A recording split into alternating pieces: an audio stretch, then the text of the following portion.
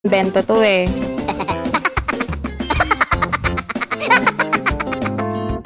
Ulitin ko lang mga bebot, nalagyan ko to ng cornstarch bago ko pagulungin dito yung mga chicken strips natin. Nako, nakikinikinita ko nga habang ginagawa ko to para magiging french fries lang to tapos lasang fried chicken. Tapos yung sauce niya yung ketchup na may mayonnaise. Charot. Gagawa ko pa naman to ng tartar sauce. Para malaman or matry ko na din kung paano siya gawin.